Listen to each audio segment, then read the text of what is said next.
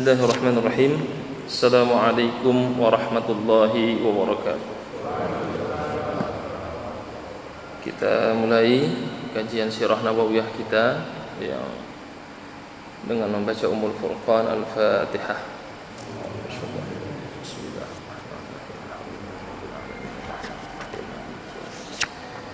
Iya.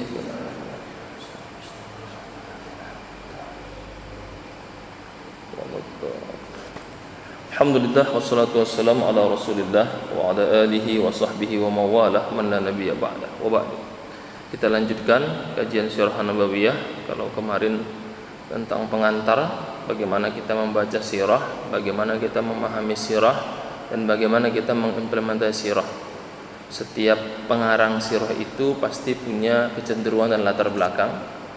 Termasuk kitab yang sekarang kita bahas, Syekh Ali Hasan Al-Nadawi, kecenderungannya lebih kepada sastra dan sejarah.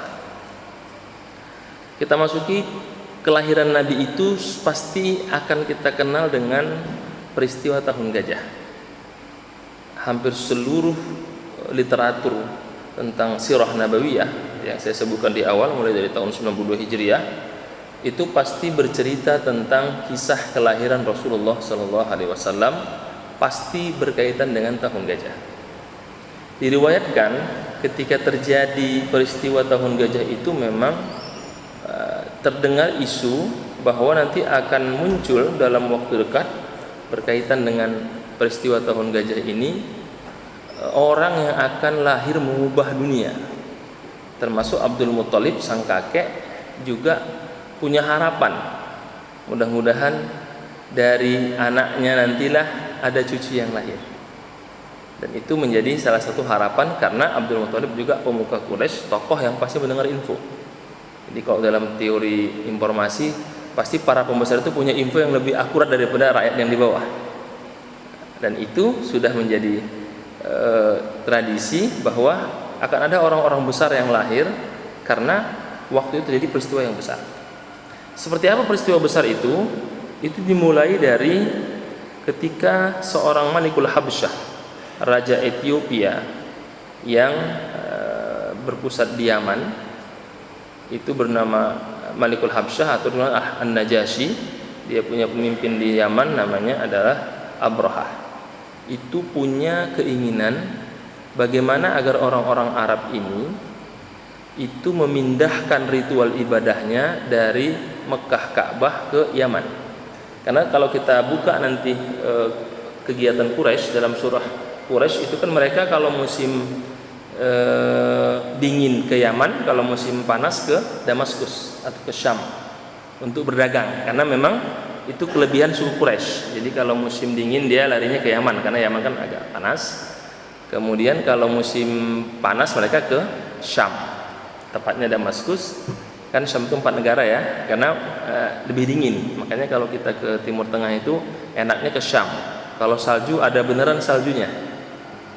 Kalau ke Mesir enggak. Di kita apalagi. Tapi banyaklah di Trans 7 banyak itu ya, salju-salju gitu ya. Makanya Syam itu kalau musim panas saya ke Syam.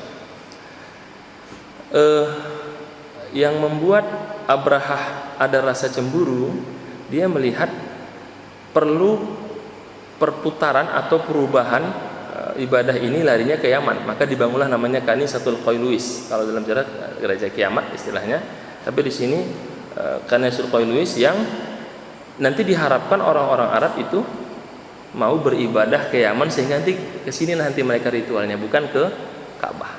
Jadi sejak awal orang-orang Arab khususnya Quraisy itu memang sangat memuliakan yang namanya Ka'bah ini. Nanti di sini nanti ditarik oleh para sejarawan tidak hancurnya Ka'bah. Apakah karena kehebatan Ka'bah itu atau karena ada momen yang akan datang? Itu nanti yang dikatakan para sejarawan kaitan dengan lahirnya Rasulullah Shallallahu Alaihi Wasallam. Versinya banyak.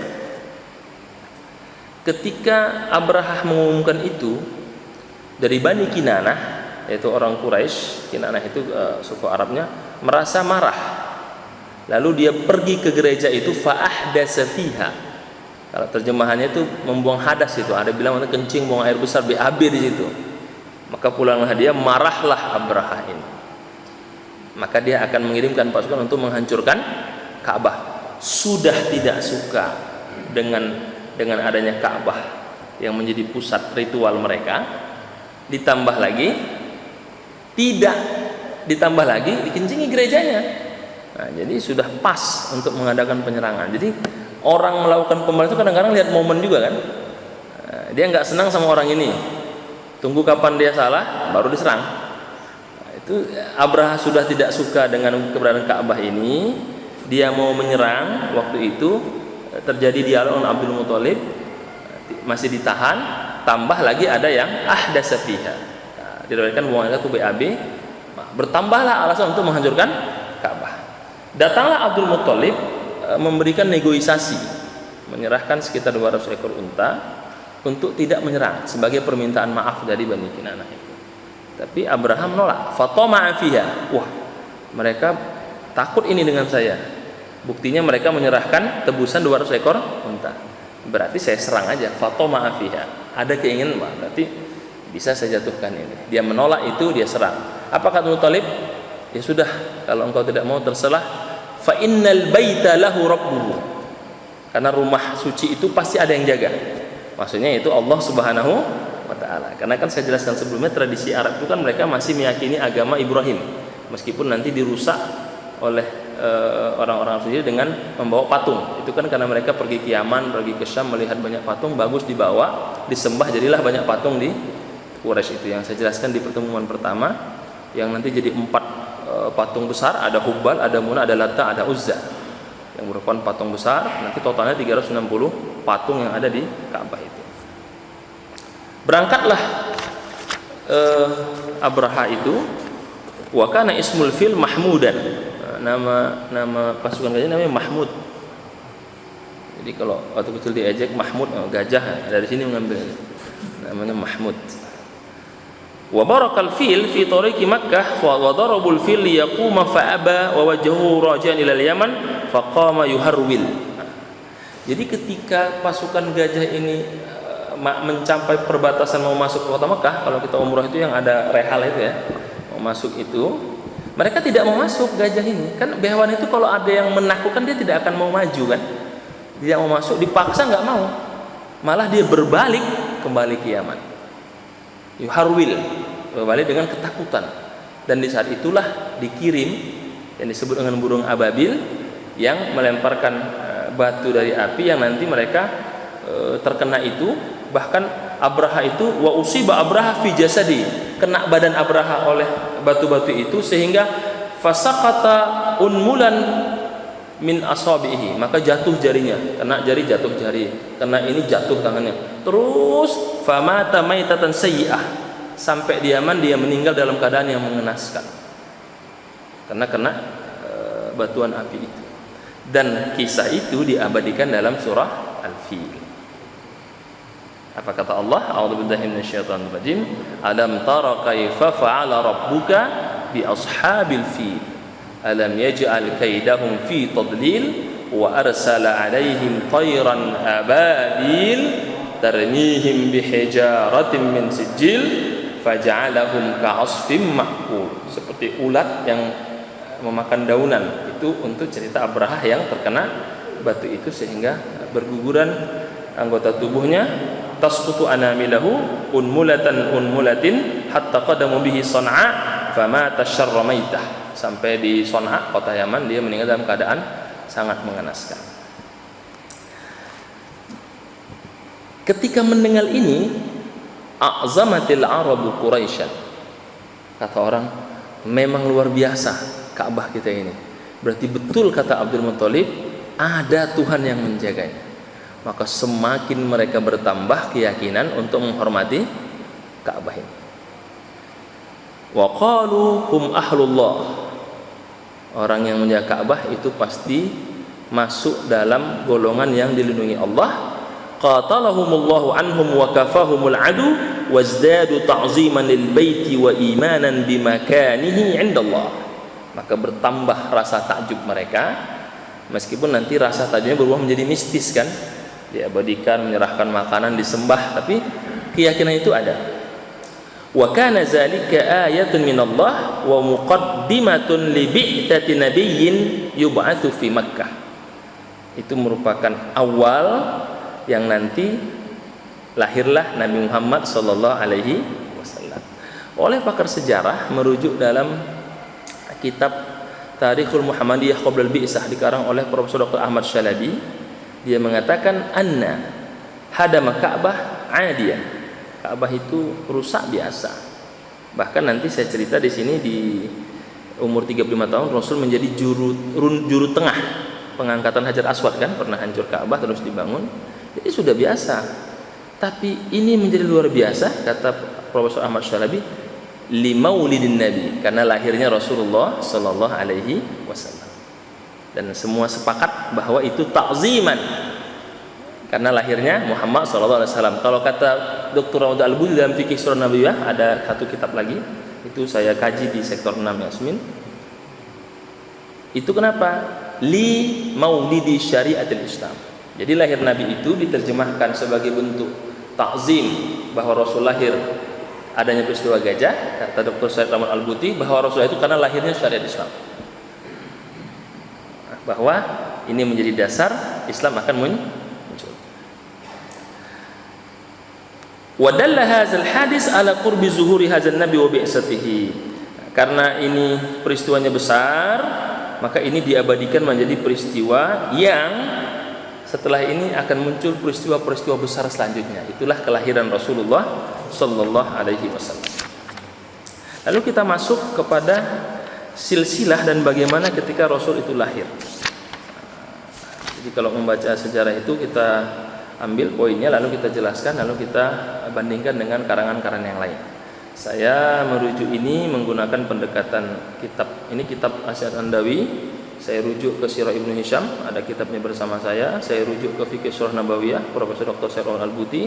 Saya rujuk ke Ahmad Syalabi, baru kemudian Rohikul Maktum, dan terakhir Sirah Nurul Yakin fi Sayyidil Mursalin yang dipakai di Madrasah Ibtidaiyah. Tapi itu khulasoh, kita ada yang aslinya. Nah, cuman belum dapat saya ininya dalam bentuk slide. Nah, nanti kan bisa ditunjukkan, jadi biar baca juga kan. Nggak paham Ustaz, nggak apa-apa kan, keren kan, ada teksnya kan. Zaman sekarang kan kalau nggak ada fakta dan buktinya orang kurang yakin. Baik.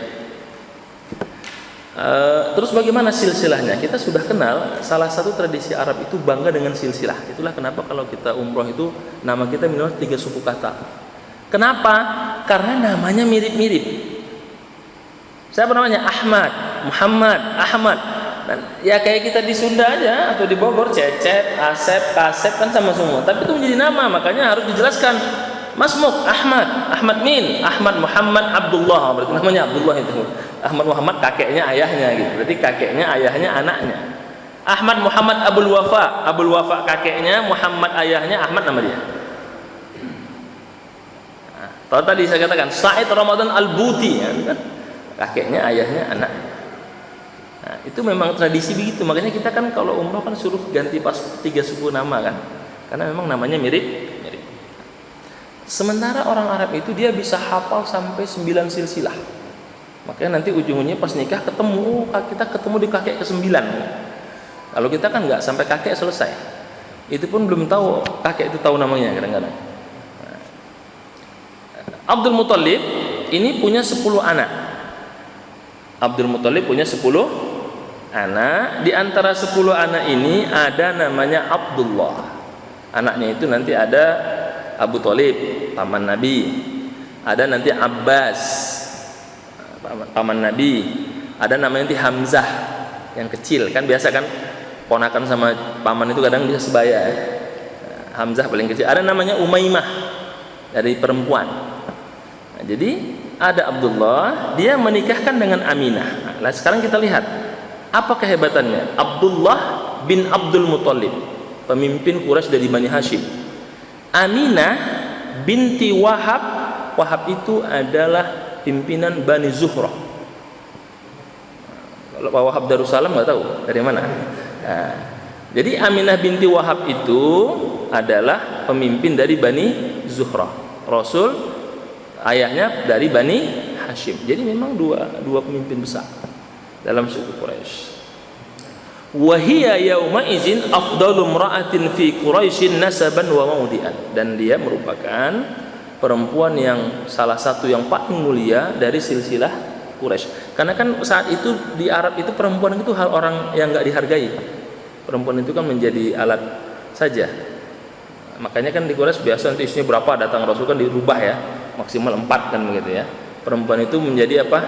Hanya sebagai pemuas nafsu saja, hanya hiburan saja. Nah, tapi di sini karena dia anak orang besar, tentu menjadi sangat dihormati sebagaimana Sayyidah Siti Khadijah.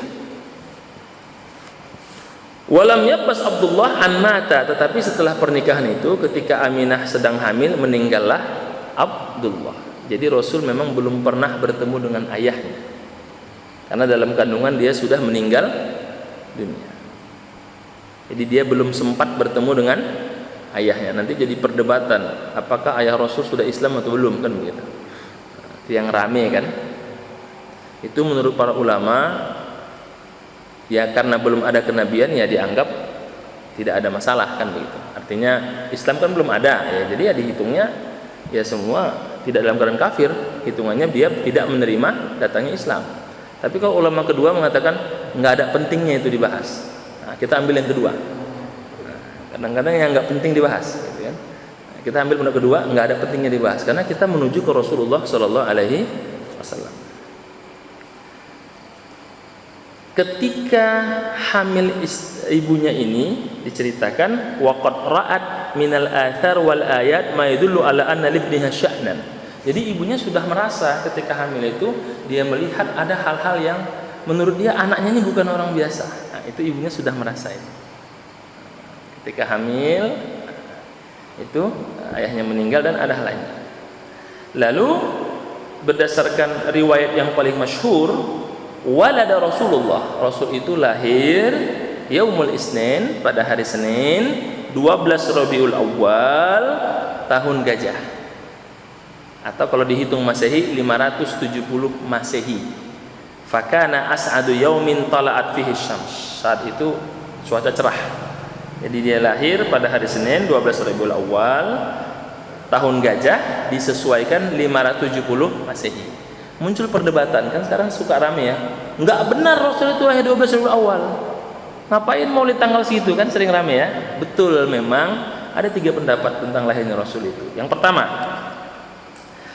waqad haqqaqa al-alamul falakil kabir Mahmud Bashar al-Misri anna wiladatahu, berdasarkan ahli falak, ahli astronomi yang menghitung jumlah hari itu, menurut Mahmud al-Bashar Rasul itu lahirnya hari Senin tanggal 9 Rabiul Awal. Itu hitungan dia, dan itu tahun 571 Masehi, bukan 570. Itu kata pendapat yang pertama. Oke, tepatnya 20 April 571 Masehi. Hitungan dia sebagai pakar falaki, ilmu falak, dia menghitung. Kalau dihitung secara detail tepatnya itu, kalau secara tahun Hijriah 9 Rabiul Awal, kalau tahun gajah, kalau Masehinya 20 April 571 Masehi. Wajah fi ba'di riwayat, tapi riwayat lain mengatakan kalau dihitung dia itu lahirnya 569, bukan 570. Siapa yang mengatakan? Zakar al-Qadi Muhammad Sulaiman al-Mansur fi kitabihi Rahmatan lil Alamin, yang berkaitan dengan 22 April 570 Masehi. Jadi ada kalau Masehinya mengatakan 569, 570, 571. Tanggalnya 20 April, 22 April. Tanggal Hijriahnya 9 atau 12 Rabiul Awal. Faqala, pengarang kitab ini, 12 Rabiul Awal hari Senin itu hazihi ar-riwayah al-masyhurah. Inilah riwayat yang paling masyhur. Jadi pengambilan tanggal di negara kita itu mengambil pendapat mayoritas. Apakah benar? Ya, wallahu a'lam bishawab. Sama seperti 17 Ramadan nuzul Quran, itu pendapat mayoritas. Ada pendapat lain? Ada. Tapi apakah pasti benar? Wallahu a'lam. Itu kan ijtihad para ulama, seperti menggunakan zakat fitrah. Ulama 4 mazhab sepakat, kecuali mazhab Abu Hanifah, zakat itu pakai makanan pokok, zakat fitrah itu pakai gandum, di Indonesia pakai beras. Sepakat, dibuka bu, kita pun dikulutin mau belajar tahunan sama semua. Tapi apa kata mazhab Hanafi? Pakai uang. Nah sekarang orang pakai apa? Pakai uang kan? Mau katanya saya Syafi'i murni pakai uang juga, karena lebih simpel. Nah, itu yang saya katakan, dalam pendapat ulama itu pendapat mayoritas tidak pasti benar, tapi mendekati kebenaran, karena Rasul mengatakan lan tajtami'a ummati ala dhalalah. Tidak mungkin umatku yang baik-baik itu, yang soleh-soleh itu bersepakat atas ketidakbenaran, pasti kebaikan. Maka ijma itu kan hasil konsensus kesepakatan bersama menggunakan suara mayoritas yang nanti ditarik-tarik sebagai istilah demokrasi, padahal nggak ada hubungannya. Demokrasi suara terbanyak, iya, tapi kalau ini perhitungannya ulama yang kompeten dikumpulkan sepakat, maka menjadi ijma. Sama kayak pengambilan Al-Quran, nanti kita bahaskan di sini. Al-Quran itu ditulis kan nggak ada perintah Rasul, tapi usulan Khalifah Umar harus ditulis, kalau tidak nanti bahaya ini. Maka ditulislah Quran kan, disimpan. Abu Bakar pertama nggak mau, tapi diyakinkan. Kata Hudzaifah bin Yaman, banyak yang meninggal nih para hufaz, kita semua nggak hafiz Quran. Itu menunjukkan bahwa tidak semua sahabat hafiz Quran. Dibukukan kan, disimpan di Hafsah. Masa Utsman banyak perbedaan lagi, bahaya ini, harus dibuat satu mushaf utama, maka muncul mushaf Utsmani kan. Itu contoh bahwa tidak semua sahabat itu hafiz Quran, dan tidak semua sejarah itu sepakat. Memang ada perbedaan, tapi inilah riwayat yang paling masyhur. Jadi kalau ada yang mengatakan tidak benar, itu mutlak, betul. Tapi bukan salah kita melaksanakan 12 Rabiul Awal, karena memang ada riwayat. Ketika dia lahir, falamma wada'athu, ketika Rasul lahir itu, arsalat ila jaddihi, ibunya memerintahkan kepada pembantunya, tolong kasih tahu pak atau kakeknya Abdul Muthalib. Nah, ketika mendengar itu, datanglah Abdul Muthalib, lalu dia mengangkat cucunya, lalu dia katakan, usammihi Muhammad, aku namakan namanya Muhammad. Dan saat itu nama Muhammad adalah nama yang aneh bagi orang Arab. Nah, dikatakan di sini, yustafadu min radil inaq lis-Suhaili wal Fusul li ibni annahu lam yu'raf fil Arab man tusamma bihadzal ismi syarif qabla Muhammad ibni Abdullah sallallahu alaihi, bahwa belum terkenal suara, tapi nama itu menjadi nama yang menarik karena belum ada nama itu kecuali kepada nama Muhammad yang diberikan oleh kakeknya Abdul Muthalib, yang kepingin anak inilah nanti yang termasuk yang diprediksi akan membawa perubahan dan perubahan dunia. Itu harapan dari kakeknya. Wa kana hadzal ismu ghariban fata'ajjaba minhu al-Arab, dan nama ini menjadi sangat asing sehingga orang Arab sangat takjub dengan nama ini. Nah, setelah lahir, baru dilihat apakah silsilahnya sampai kepada Nabi Ismail. Nah, ditulis Muhammad ibnu Abdullah, Muhammad anak Abdullah, anak Abdul Muthalib, anak Hashim, anak Abdi Manaf, anak Qusay, anak Kilab, anak Murrah, anak Ka'ab, anak Lu'ay, anak Ghalib, anak Fihr bin Malik, anak Nadar, anak Kinanah, anak Khuzaimah, anak Mudrikah bin Ilyas bin Madar bin Nazar bin Ma'ad bin Adnan. Adnan nanti baru ke Ismail alaihissalam. Nah, itu hebatnya orang Arab dalam silsilah namanya. Jadi kalau dikatakan hadis-hadis itu kuat, ya memang mereka kuat sekali silsilah-silsilah itu. Kalau kita belum kuat, tapi beberapa suku di Indonesia termasuk kuat.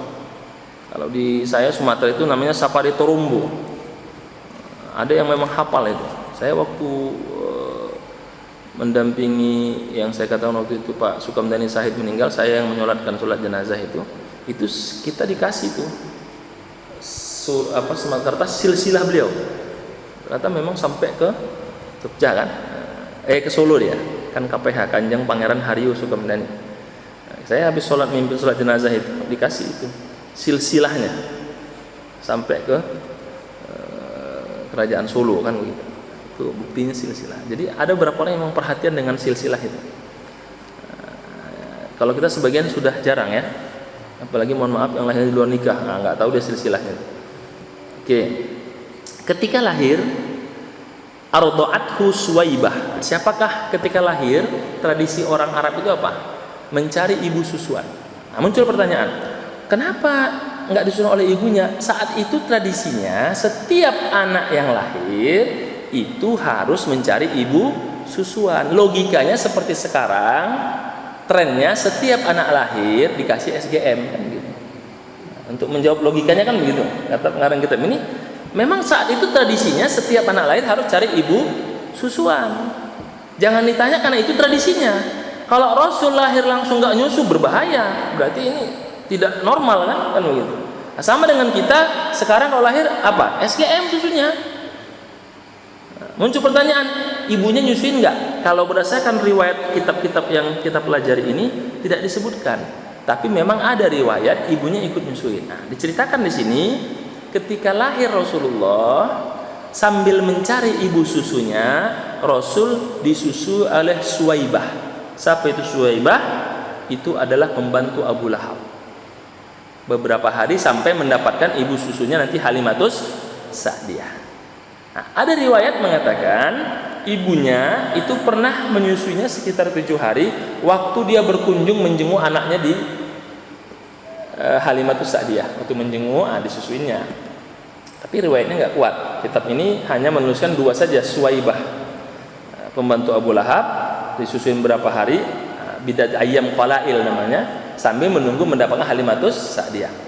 Halimatus Sa'diyah itu memang terkenal, daerahnya dari Bani Sa'ad bin Bakar adalah termasuk daerah yang memang baik ibu susunya. Jadi kalau kita itu, kalau orang yang nggak apa-apa ya, saya bukan nyebutkan merek tapi nggak apa.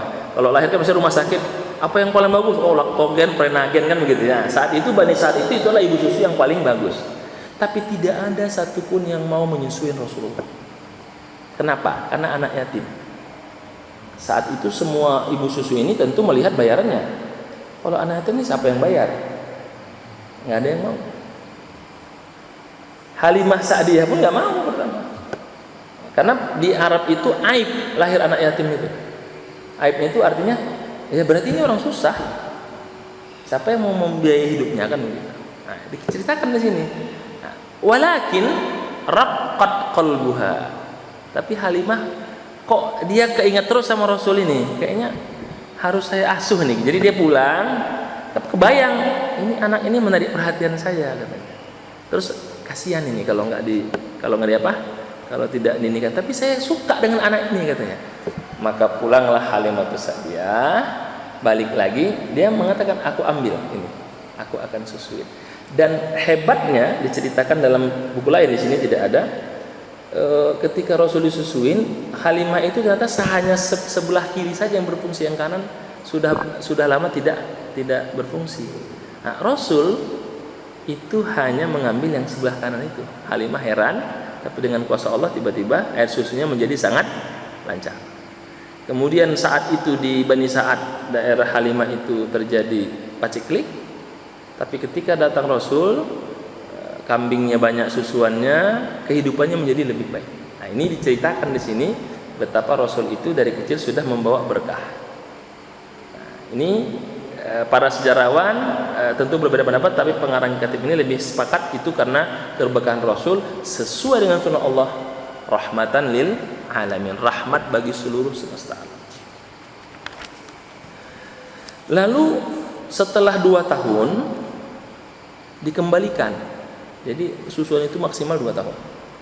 Dikembalikan, tapi karena Halimah suka dengan anak ini dan dia merasa 2 tahun itu banyak keberkahan, dia katakan kepada Aminah, saya ingin bawa lagi. Jadi setelah 2 tahun dikembalikan, tapi dia bilang, saya mau ngasuh lagi. Saya suka dengan anakmu ini wahai Aminah. Terus kata Aminah, ya udah, bawa aja lagi. Jadi dibawa lagi.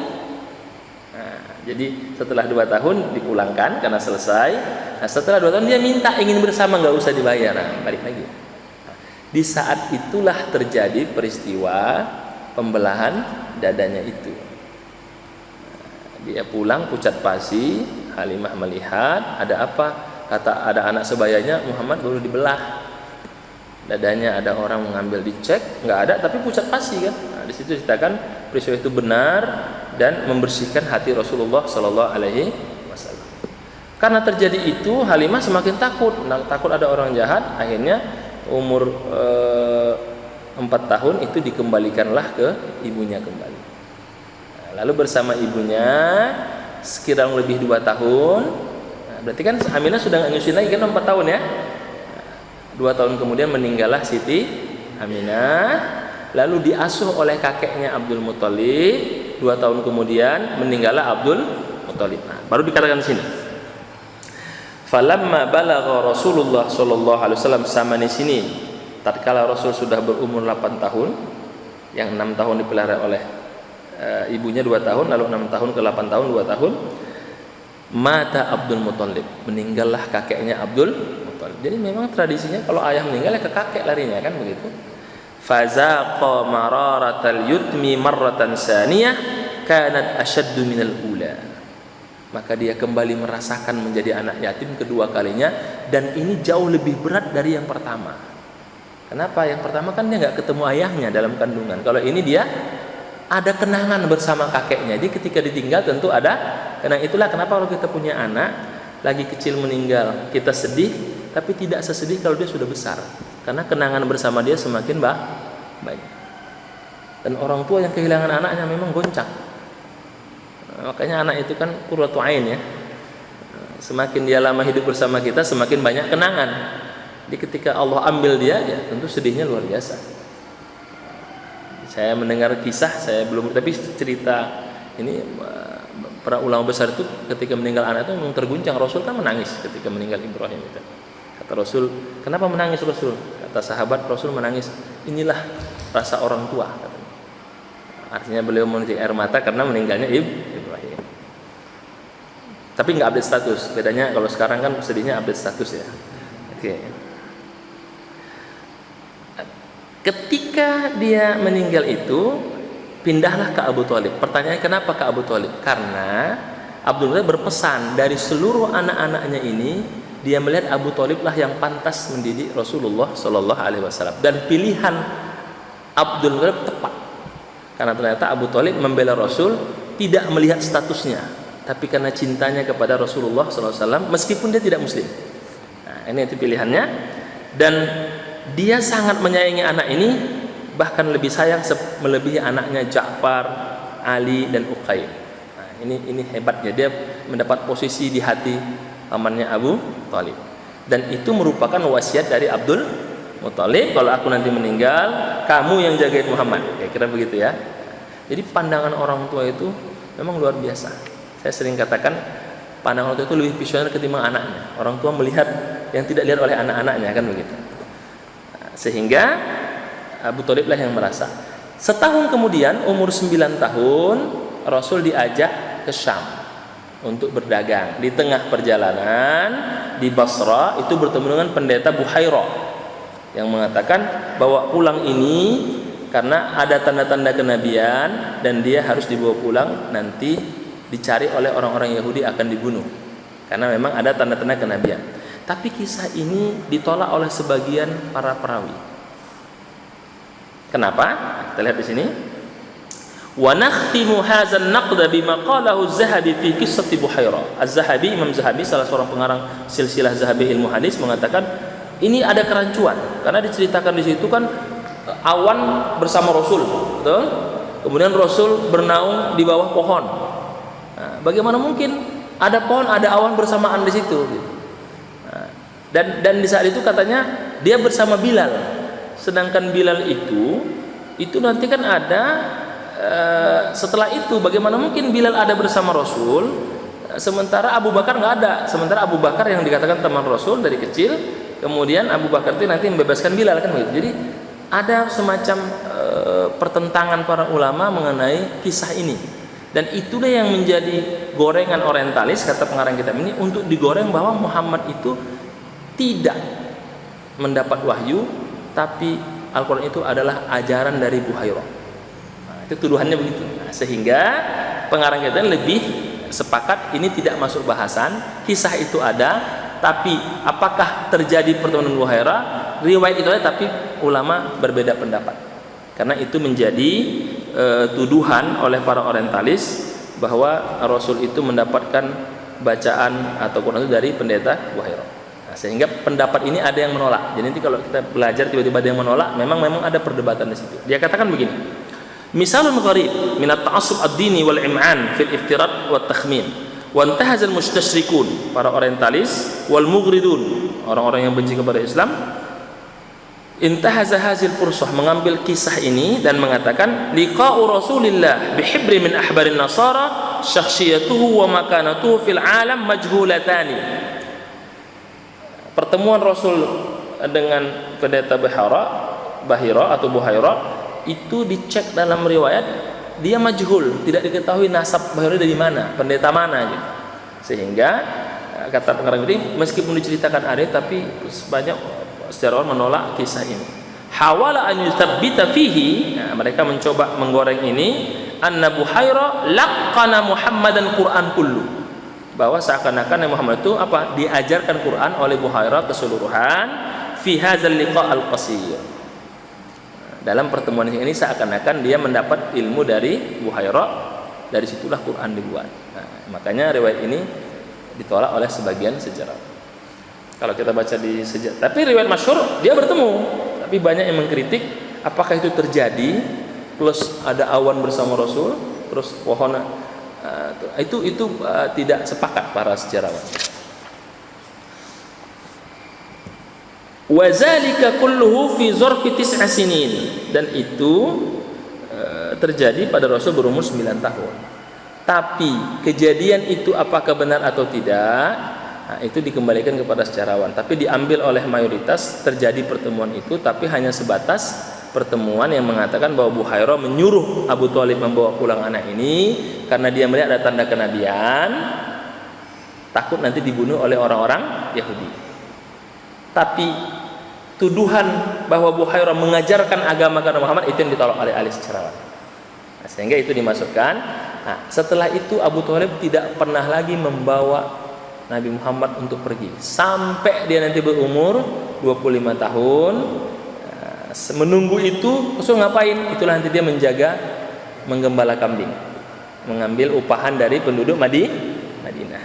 Oh, kenapa? Ya karena memang Rasul posisinya kan anak yatim dan keadaannya miskin kan. Maka dia mengambil upahan. Dan itu hikmahnya, kata Fikih Surah Nawiyah dalam Syarah Al-Muti, itu contoh bahwa Nabi itu sudah menjadi nabi-nabi sebagaimana. Karena para nabi memang menggembala kambing. Itu sebagai tarbiyah, bagaimana dia mengatur, memanage sekawanan kambing, dan bagaimana dia hidup dari hasil keringatnya sendiri. Itu yang diambil hikmahnya oleh para sejarawan. Lalu umur 25 dia mendapat kepercayaan karena Khadijah mendengar dia bagus perilakunya dan jujur, maka dia diberi ekspedisi untuk memimpin dagangan Siti Khadijah. Tapi sebelum itu, ketika Rasul berumur 15 tahun, itu terjadi perang Fijar. Perang Fijar itu adalah perang antara suku Arab biasa. Rasul saat itu menjadi orang yang membantu paman-pamannya menyiapkan logistik persenjataan, memberi makan. Nah, jadi saat itu dia berumur 15 tahun membantu. 25 tahun mendapat kepercayaan untuk membawa ekspedisi, lalu pulang membawa keuntungan luar biasa. Maisarah menceritakan bahwa ini orang baik, lalu dilamarkanlah kepada Rasul. Yang melamar Rasul itu, kalau dalam kitab ini tidak dibahas, namanya Sayyidah Nafisah, comblangnya Rasulullah SAW kepada Khadijah.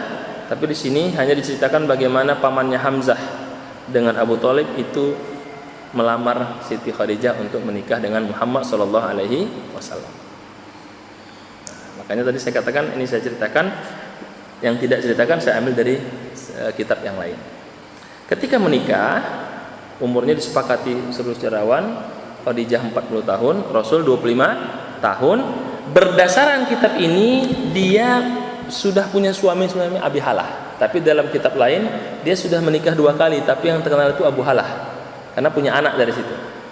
Nah, jadi ada yang mengatakan dia sudah menikah 2 kali. Nah, tapi kalau buku ini mengatakan menikah sekali dengan Abu Halah, jadi dia itu janda statusnya, menikah dengan Rasulullah Sallallahu Alaihi Wasallam. Wakanat, nah ini dia merupakan satu-satunya istri Rasul dari 11 itu yang melahirkan anak-anak Rasulullah. Semuanya anak Rasul lahir dari Siti Khadijah dan tidak lahir dari istri-istri yang lain kecuali Ibrahim. Itu lahir dari budaknya bernama Maria Al-Qibtiyah, hadiah dari Raja Mesir kepada Rasulullah. Makanya nggak dihitung kan sebagai istri kan, tapi lahir kan dalam budak. Kalau lahir anaknya dia ikut ayahnya merdeka kan begitu. Nah, itu Ibrahim. Tapi yang lainnya Abdullah, Qasim, Zainab, Ummi Kulsum, Ruqayyah, Fatimah itu adalah dari Siti Khadijah. Berarti kalau 40 tahun punya anak yang pertama Abdullah, terus Qasim, baru perempuannya Zainab, Ruqayyah, Ummi Kulsum, Fatimah. Berarti produktif Siti Khadijah itu. Karena 40 tahun masih bisa punya anak. Jadi enggak benar 40 tahun itu sudah enggak bisa punya anak. Enggak mau punya anak biasanya. Bukan enggak bisa punya anak. Tergantung tingkat kesuburan daripada perempuan tersebut. Setelah menikah berjalan seperti biasa. Ketika berumur 35 tahun, inilah kisahnya yang luar biasa, terjadi pembangunan kota Ka'bah. Nah, itu yang nanti menjadi kisah. Tapi ini tidak ceritakan, hanya ceritakan Rasul ikut serta. Terus ketika memulai pembangunan itu kan meletakkan Hajar Aswad. Siapa yang ini berdebat sampai mau perang? Ya udah kita sepakat yang pertama masuk ke dalam Ka'bah itulah yang kita masuk siapa? Nabi Muhammad kan? Rodi Nabi Amin. Kami sepakat Muhammad yang memindahkan. Baru kemudian Rasul meletakkan Hajar Aswad di selendangnya. Terus para pimpinan mengangkat sisi-sisi itu seperti kita dengar dari kecil kisahnya ya. Jadi akhirnya siapa yang meletakkan? Ya Rasul. Rasul angkat Hajar Aswad ke dalam selendang, dibawa oleh pemimpinnya, mau sampai tangannya lagi. Jadi tetap tangan Rasul yang mengangkat dan memindahkan Hajar Aswad pada hakikatnya. Yang lain hanya membawa kainnya itu saja. Tapi selamat dari perpecahan. Said Rawad Al-Buti dalam buku Fikih Sunnah mengomentari, itulah nanti ketika dibangun, itu kan nanti ada pendapat. Kenapa Ka'bah itu tersisa hajat makam Hijr Ismail? Kalau dalam Sirah Nabawiyah di sini nggak disebutkan. Itu waktu itu uang Arab nggak cukup uangnya. Jadi dananya itu hanya cukup sampai segitu sehingga tersisalah itu. Kata Rasul, kata Rasul, kalau tidak saat itu menghindari nanti perpecahan lebih besar lagi, aku ingin menyempurnakan ini. Dan itu Aisyah ceritakan, dan itulah yang diambil oleh Abdullah bin Zubair ketika jadi wali Madinah, membuat Ka'bah seperti perintah Rasul full. Sudah. Tapi ketika Malik bin Marwan dibalikin lagi ke semula, menjadi ada sisa Hajar Ismail. Nah, oleh Imam Malik ketika ditanya, Imam Malik pengarang kitab Muwatta, wahai khalifah, tolong ini jangan dirubah lagi. Kenapa? Menjaga kesatuan umat Islam. Takutnya nanti ganti pemimpin diganti lagi kami jadi menjadi bahan politik. Maka sejak saat itu dari Malik bin Marwan itu tidak berubah sampai sekarang. Ada sisa itu ya. Makanya kata Rasul, barang siapa yang sholat di Hijr Ismail seperti sholat di dalam Ka'bah, karena itu bagian dari Ka'bah. Makanya orang banyak berebut sholat di Hijr Ismail. Saya waktu bawa jemaah tahu tah gimana sholatnya itu. Masuk orang sholat aja kan begitu kan. Ini sebelum udah nggak usah sholat, tapi pahalanya seperti Ka'bah. Iya, tapi kalau masuk ke situ desak-desakan, gimana sholatnya kan ya? Sholat berdiri ya, mau sujudnya nggak bisa kan? Karena nanti masuk orang berdiri sholat ya langsung. Kadang-kadang nggak nunggu teman masuk langsung sholat aja deh. Allahu Akbar. Ada yang berperasaan bergeser, kalau nggak diam aja. Ayo nanti ketika sujud dorong-dorongan kan? Jadi nggak bagus juga gitu. Tapi memang pahalanya seperti sholat di dalam Ka'bah. Itu pernah ditutup, dibuka lagi. Nah sampai sekarang itu. Terus yang kedua, makam Ibrahim. Nah, di sini tidak diceritakan, tapi itu dalam sebuah majalah Al-Azhar itu pernah oleh pemerintah Saudi mau digeser karena kan ketika tawaf itu mengganggu itu makam Ibrahim itu. Kata Syekh Sya'rawi dalam satu suratnya, jangan dirubah karena itu sudah ada dasarnya. Makam Ibrahim itu ada di Quran, wattakhizu min maqam Ibrahim, sehingga enggak dirubah, cuman digasih menjadi lapisan emas supaya kuat. Jadi kalau disentuh orang tidak lepas kan begitu. Nah, jadi Ka'bah sendiri pun kebijakan pemerintah berubah, dipenuhin, dibangun, mau dipindah. Termasuk yang terakhir saya pernah bahas wilayah Arafat sama Mina, Jamrah kan diperluas sama pemerintah Saudi itu karena nggak cukup kan. Nah, jadi keputusan-keputusan politik untuk agama itu memang perlu diambil. Seperti miqat dari Yalamlam tahun 90-an kita kan dari bandara kan pakai kan. Sekarang berubah kan, dari Jeddah udah bisa kan miqat itu niat haji kan. Tapi yang masih sepuh-sepuh angkatan lama nggak percaya itu, dari bandara masih pakai aja itu. Itu yang disebut dengan perubahan hukum karena melihat maslahatnya. Kemudian sedikit lagi ya, Rasul Mamun itu saat itu juga ada namanya halfal fudul. Apa itu? Ada kisah. Ini nanti yang untuk menjawab bahwa Quraisy itu meskipun akhlaknya jahiliyah tapi masih punya nilai-nilai patriotisme. Apa kisahnya? Az-Zabidi itu pernah berjualan di suku Quraisy, dibeli oleh As bin Wa'il. As bin Wa'il ini membeli dagangan Zabidi, tapi dia mengadakan kezoliman. Apa? Diambil barangnya tapi nggak dibayar. Az-Zabidi meminta bantuan para pengukur, katanya kami nggak mau urusan dengan As bin Wa'il, dia tokoh yang dihormati. Akhirnya dia cerita ke seluruh penduduk Mekah bahwa orang Arab Quraisy itu adalah orang yang terhormat, menolong orang terzolimi harus ada. Karena dia ngomong ini menjadi viral, akhirnya para pemuka Mekah akhirnya ya sudah, mari kita bersepakat bersatu, namanya halfal fudul, kita harus tolong Zabidi. Maka didatangilah As bin Wa'il, suruh mengembalikan hartanya. Karena semua bersatu mendesak, akhirnya As bin Wa'il itu kan tokoh terhormat, tapi karena semua tokoh bersatu ya mau tidak mau ya kalah. Akhirnya dikembalikan itu, dan kata Rasul, aku menyaksikan dalam hidupku sebelum aku menjadi Rasul ada kejadian menunjukkan Quraisy sangat terhormat, menghargai orang kezaliman, maka namanya halfal fudul. Jadi disitulah kata pengarang kitab ini, meskipun kehidupan jahiliyah, Quraisy masih punya sifat-sifat patriotisme dan layak di situ diutus Nabi karena mereka punya sifat yang bersih, tidak ada rasa dengki dan menolong orang yang terzalimi. Dan itu terbukti dalam kisah halfal fudul. Ini untuk menegaskan sisi baik mereka itu ada, bahwa mereka menolong orang yang terzalimi. Itu kisahnya. Jadi kehidupan nyata sekarang sama. Ketika ada orang besar kuat nggak bisa kita kalahkan, lalu Allah berkehendak membuat hati orang bersatu, bisa aja jatuh Soeharto kan gara-gara itu, bersatu semua orang jatuh juga kan, saat itu nggak ada yang tahu. Jadi kalau Allah berkehendak apa? Malikal mulki tu'til mulka man tasha wa tanzi'ul mulka man tasha wa tu'izzu man tasha wa tuzillu man tasha. Bisa terjadi. Dari sini dikatakan orang Arab itu apa? Sangat menghargai orang lain, dan ini bukti kisahnya. Terakhir, dalam keadaan itulah Rasul melihat suasana Arab itu seperti itu, banyak kemungkaran, Rasul bimbang, dia mulai bertahanus di Gora Hira, dan dia tidak pernah menyangka bakal diangkat menjadi nabi. Ini membuktikan bahwa pemilihan dia nabi bukan rekayasa, bukan diatur, tapi dia tidak pernah menyangka. Dan itu diabadikan dalam Al-Qur'an, dikatakan a'udzubillahi minasyaitonirrajim wa kadzalika auhayna ilaika ruhan min amrina ma kunta tadri mal kitabu walal imanu. Begitulah kami berikan kepadamu ruh untuk merasa galau melihat kemaksiatan di mana-mana, tapi engkau tidak pernah tahu apakah engkau menerima wahyu atau tidak. Walakin ja'alnahu nuran nahdi bihi man nasya, tapi kami jadikan sebuah cahaya hidayah kepada yang siapa kami hendaki min ibadina.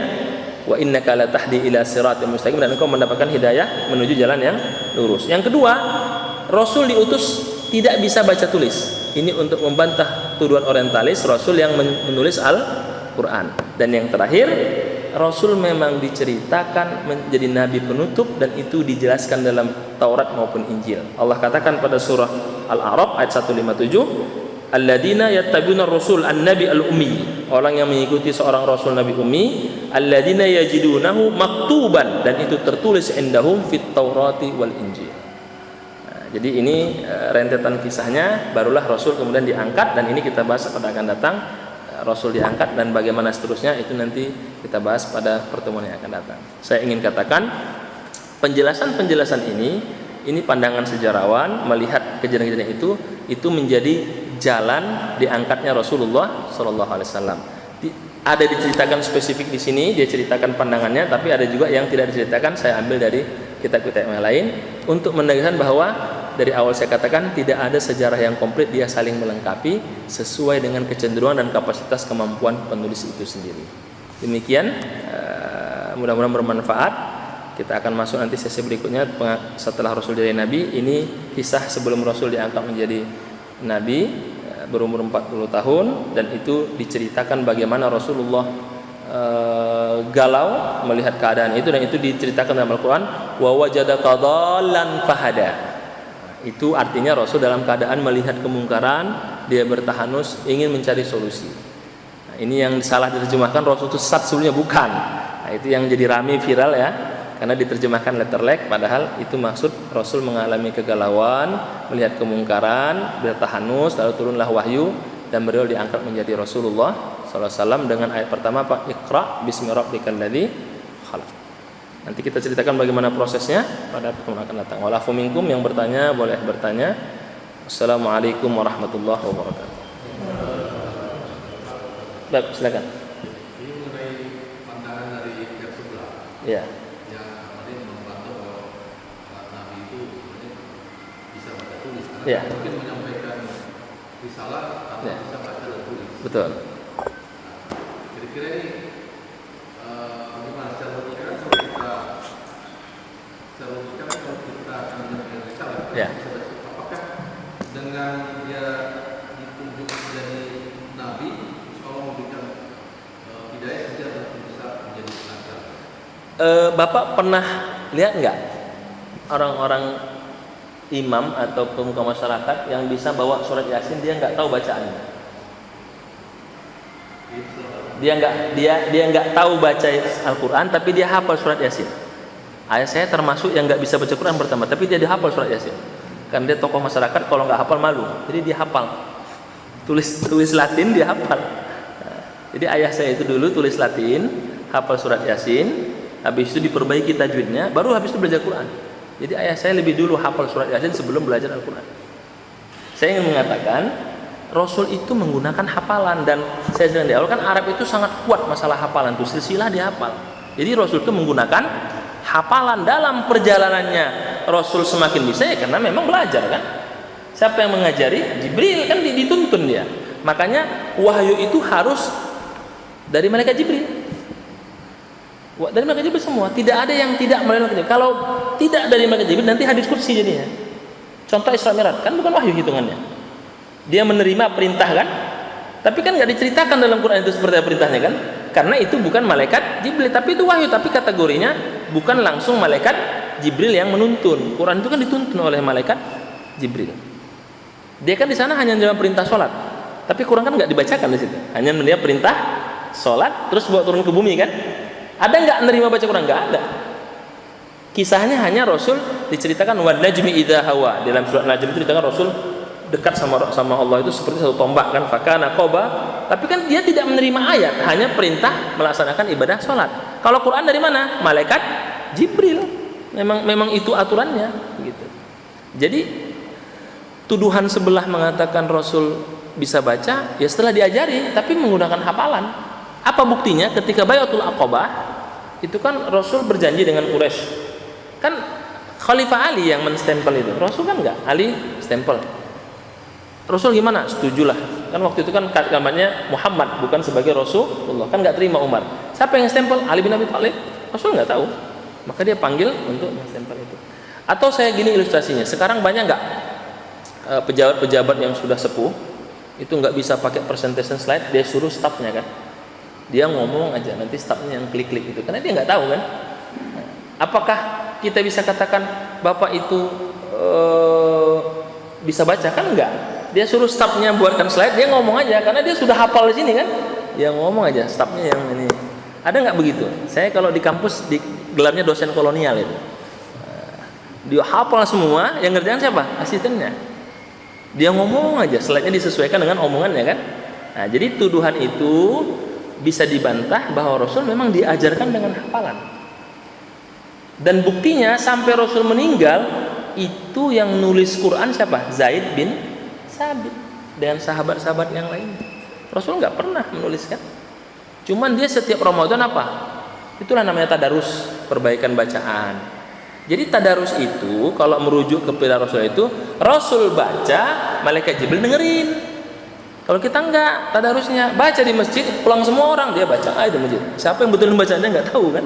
Tadarus itu duduk, didengarkan bacaannya.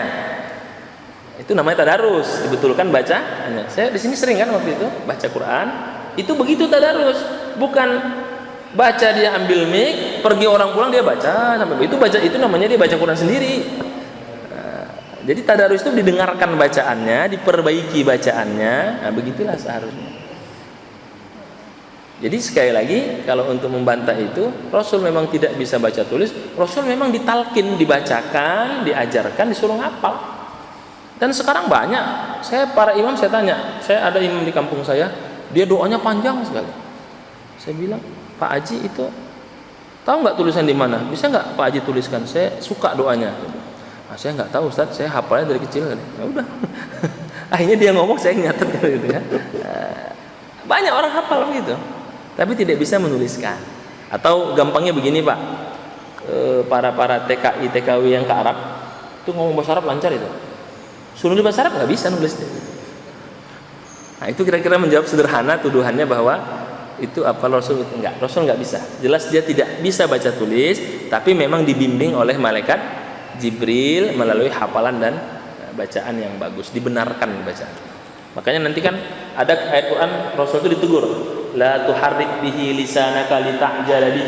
Nanti ada kalimatnya itu, jangan engkau terburu-buru membaca Quran, karena ada nanti hadis riwayat itu Rasul itu merasa nggak enak sama Jibril, udah diajarkan lama kan, jadi Rasul buru-buru turun ayat, la tuharrik bihi lisanaka lita'jala bih. Jangan buru-buru tenang-tenang ya. Maka turunlah perintah warattil Qur'ana, tertidak bacalah pelan. Jadi Rasul itu bagi manusia diajarkan sampai tuntas. Nah, itu yang saya katakan belajar Quran itu tidak melihat umur. Kenapa Ustadz? Rasul sendiri belajar Iqra umur 40 tahun. Kan gitu kan? Diangkat Nabi baru belajar Iqra ya kan? Nah, jadi kalau kita sekarang belajar, kenapa kok baru belajar sekarang? Saya ikut sunnah Rasul. Gitu ya. Nah, 40 tahun baru belajar Iqra. Nah, cuman bedanya kalau Rasul dibimbing oleh malaikat Jibril, selesai Qur'annya 23 tahun kemudian.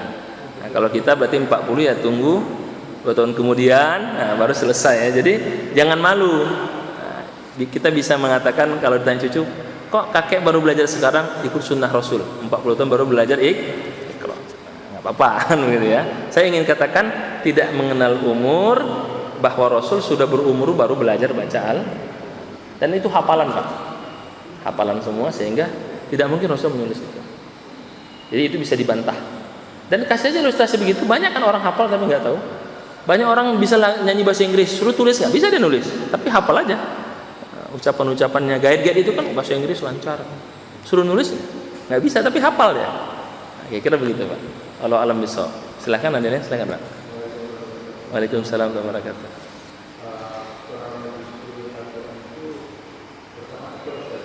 Iya, ayat yang pertama turun Iqra.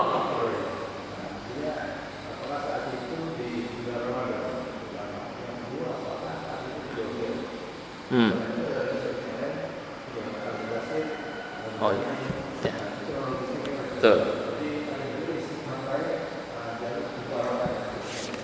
Iya. Iya. Pertama saya akan jawab detailnya nanti pada akan datang karena itu ada dibahas di sini. Tapi saya kasih bocorannya kan begitu ya. Jadi perlu dibedakan antara ayat yang turun dengan surat yang turun. Perlu perbedaan. Kalau ayat yang turun itu adalah Iqra bismi rabbikal ladzi khalaq sampai ayat ke-5. Ayat ke-6-nya itu nanti lama lagi turunnya. Jadi al-alaq itu turun selesai itu nanti berikutnya, nggak langsung. Karena sampai 5 ayat saja. Itu namanya ayat yang pertama turun. 3 bulan kemudian Rasul kan menggigil ketakutan, maka turunlah surah Al-Muddathir. Hai orang berselimut, kum fa'anzir, bangun, ayo berdakwah, kan begitu. Nah, itu baru turun suratnya sempurna. Jadi kalau ditanggapan ayat yang pertama turun adalah Al-Alaq 1 sampai 5, 6-nya nanti belakangan. Surat yang sempurna Al-Muddathir. Ayat yang terakhir turun Al-Maidah ayat 3 ketika haji wada, ada mengatakan Al-Baqarah ayat 275. Tapi surat yang full turun itu An-Nasr, idza jaa nasrullahi wal fath. Ketika turun ayat itu sahabat menangis karena 4 bulan kemudian Rasul meninggal dunia. Jadi bedakan antara ayat yang turun dengan surat yang turun. Terus yang kedua, bagaimana kronologinya? Kronologinya tadi itu Rasul bertahanus di Gua Hira, sebelum itu dia sering menyendiri karena melihat kemungkaran di mana-mana, dia bingung bagaimana menyelesaikannya. Dia terus bertafakur menggunakan tradisi agama Ibrahimiyah ya, tahannus. Nah, istrinya ngantar, kadang nanti dia seminggu pulang, atau nanti dua bulan dia menginap, nanti istrinya ngantar. Nah, kalau yang pernah pergi umroh naik ke Gua Hira itu dengan kualitas sekarang, itu kan pakai tangga ya, dibangun ya sama orang Pakistan yang rajin buat itu, orang Pakistan yang suka orang India. Itu kita butuh waktu 1,5 jam dengan perjalanan normal. Sekarang kita bandingkan, Rasul saat itu umur 53 tahun, berarti kuat fisik Rasul, kan begitu? Kan begitu kan? Kan 40 tahun berarti kuat fisik Rasul. Berarti kan 25 tahun menuju Nabi kan 40 tahun, berarti beda selisih 15 tahun. Berarti umur Khadijah berapa? 40 tambah 15, 55 tahun. Khadijah naik kan, berarti Khadijah kuat juga fisiknya. Bisa dibayangkan Rasul umur 40 tahun naik ke atas. Yang sudah pernah gue saya membawa jamaah itu, saya bilang jamaah mau naik, Ustaz kita pengen naik. Udah nggak usah, capek nanti. Kita pengen naik Ustaz, nanti kumat asam uratnya saya gitu. Karena biasanya gaib jarang mau bawa ke atas. Ustaz ayo naik. Ustaz yang nggak kuat ya kan, dibilang begitu ya Ustaznya kan, ayolah naik gitu kan. Nah, naiklah kata ke atas, kamu ngos-ngosan kan? 1,5 jam turun berarti 3 jam itu naik ke atas itu. Nggak semua kan, jarang gaib travel mau bawa ke atas tuh. Naik ke atas, jalannya itu kan bahaya, curam itu. Nanti sampai di puncak turun lagi ke bawah itu, yang tempat di Gua Hira itu kan. Itu kan curam. Dulu Rasul kan nggak ada anak tangganya itu, berarti fisik Rasul kuat.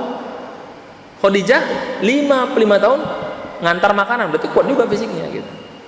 Nah, itu kan dalam keadaan itu Rasul dalam satu malam datang malaikat Jibril. Nah, sebagai manusia biasa dia takut kan datang orang tengah malam terus merangkulnya disuruh baca kan.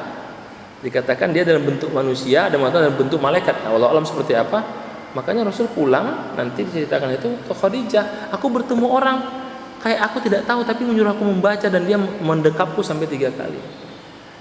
Apakah apa itu, kata Rasul. Dan Rasul habis itu demam kan, terkejut kan. Tapi kata Khadijah, innaka latasil rahim, engkau orang baik, nggak pernah ganggu orang, pasti anda itu baik, cuman engkau terkejut saja. Itulah istri kan.